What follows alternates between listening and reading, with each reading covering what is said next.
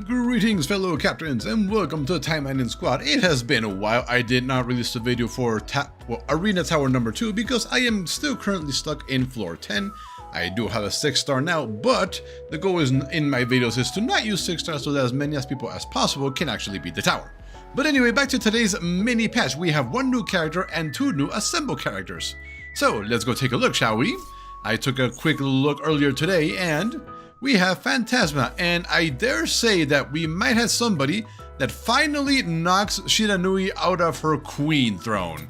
If we go back to Shiranui, where are you? There we go. I do believe Shiranui has finally met her match by the smallest of margins, but I do believe that is the case. Anyway, moving on, we have a character with some very interesting skill array. Not even what it does, but who it actually performs together with, which is very strange. So first, fires a charming heart at the enemy with a light gesture, inflicts 40% accuracy down at 30% chance. The chance goes up to 50% at max level, and the damage goes up, so kind of okayish. Now here, into an ally to grant 70% crit damage up. This is absolutely huge. Duration 2 turns. If the target has attack up, additionally grants 52% crit rate up for 2 turns. And if Kotaro is deployed, increases the duration of all allies' buffs by 1 turn. This is very, very big because if he's on the field, that means these last 3 turns.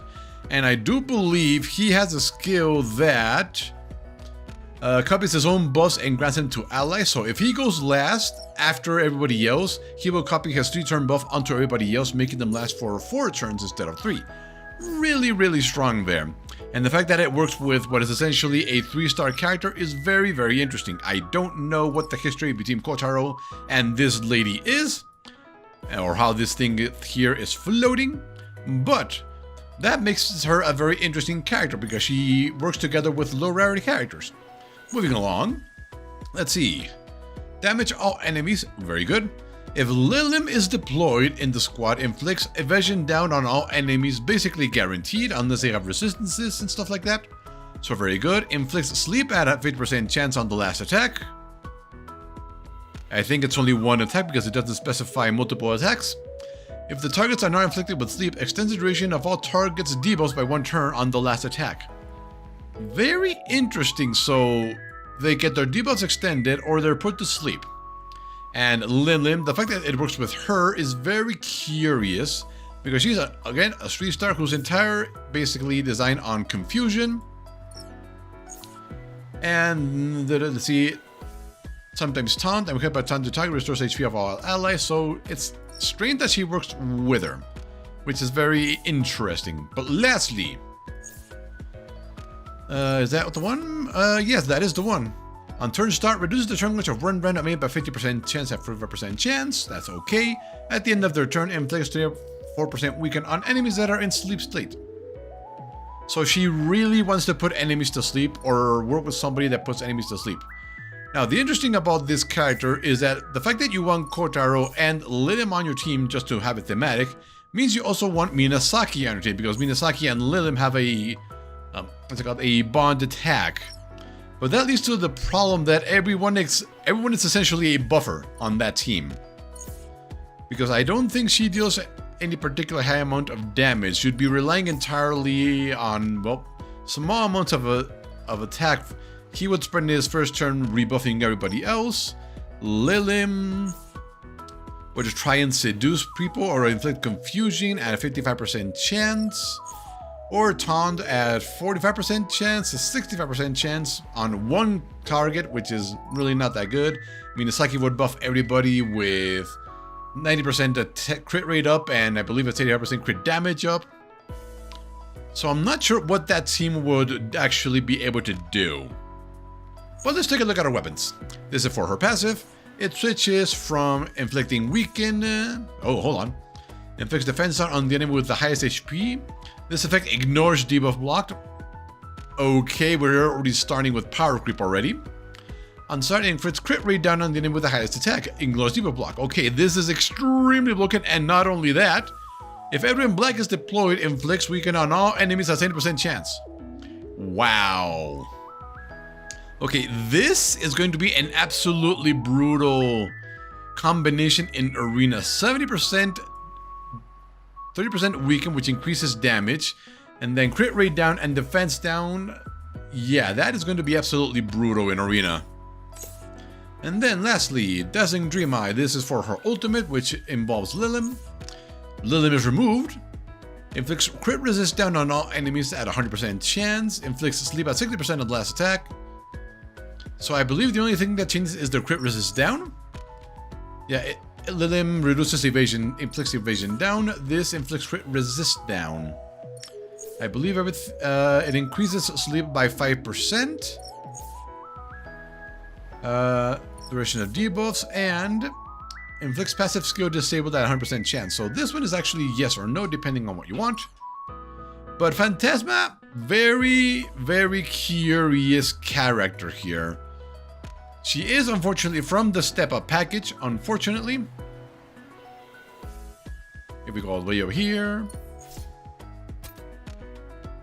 She is unfortunately from the Step Up package, and you need, I believe it's somewhere around $25 to unlock her. So yeah, I'm not sure about that. But lastly, we have a couple new additions to the Assemble menu. If we go down here, we can see that... Where are you? Where are you? Here we go. Francis has been added, the only girl, and she has destroyed a few of my teams in arena because she inflicts confusion. And yeah, it's pretty bro. The fact that she is now available in Assemble and that we're going to get her shards from these three things.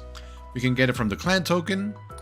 Definitely a good addition. And I think Deadmine was added. Oh yeah, and one more thing. We have a new chapter in the main story here. Here we can unlock... Who do we get unlock? Oh! Dullahan. A single attack skill, but is equipped with various buffs to empower itself and debuffs to weaken... What? To weaken allies what? I don't think that's supposed to look like that anyway. Strike the enemy with a power lightning bolt to attack. Inflict 60% defense down on target hit with a 100% chance. 3 more debuffs guaranteed to inflict faint. Oof, that's pretty brutal. Charges the extra to gain 40% attack up to the character. Crit resist down on all enemies. Crit damage down on all enemies. Okay, so this can basically nullify crit attacks. When hit, inflicts 30% speed down on the attacker at 30% chance if the character's HP below 50%. Oh, hold on, but that is her boss version. Let's go to the codex. She should be in here in the 4-star menu somewhere. Let's see. Ah, here she is. Okay, now we can actually see what she can actually do. Yep, I was correct. It was not supposed to look like that in that menu. Anyway, let's look what she can actually do. Her demon known as Wraith, blah, blah, blah. She serves as one of the remnants under the Wraith Lord. That her black manta corrodes the flesh of the living, blah, blah, blah, blah. Let's see, first attack. Inflicts 60% defense down on the target, hit at 30% chance. That would go all the way up to 90% defense down at 30% chance. Kind of iffy. Inflicts faint on the target at 20% chance. Inflicts crit resist down on the target at 100% chance. No percentage of application though, so this goes all the way up to 77% chance. And I don't think this one goes up. So I'm not sure on that. And when an ally is defeated, resurrects one random defeated ally with 1% of HP and grants immortal. Interesting. Very interesting.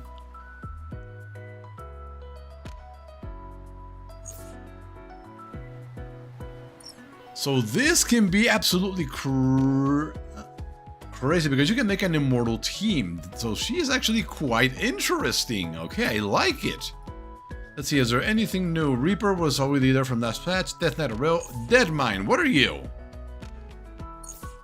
Let's see, what is this? Fireball item. Inflicts attack down at 30% chance. Inflicts accuracy down and 100% chance. 60% accuracy down is not bad. Yeah, at the end of its turn, if an enemy has accuracy down, restores the HP of one ally with the lowest HP by 30% of the character's max HP. Interesting. A passive healer that helps you survive longer. Might actually be worth building. Death Knight, I do believe he was there since last patch. And oh yeah, and a new bond event for these two. I finally got Snake Lady randomly on a ticket, so I need to look at this one as well. But that these two share something is actually quite interesting. Is there anything else from the new chapter? Okay, so this I believe will be crit rate up by 30% for 2 turns. Crit rate up 20% buff at the start of a round. That's pretty strong, but it is a 4 set, so if you are desperate for crits, you definitely want to build the normal crit rating and equip all 6 slots with that. But if you want a balanced thing for Arena, this is definitely a new addition. And we can get Red Shade, Blue Shade. I don't think these characters were available yet, so it's not just it's nice to finally have them. So I do believe that is it. So anyway, thank you for watching, and we will see you next time which I do believe will be when this event ends and the next one begins. As you can see, I am saving up my tickets because I can confirm that tickets do transfer from one event to the other. So these tickets that I'm collecting today will transfer over to the next one here, which is how I can guarantee getting the character as quickly as possible. And if it turns out to be another Yukikaze, which it might be, I'm gonna have a little bit of a head start. But anyway, later.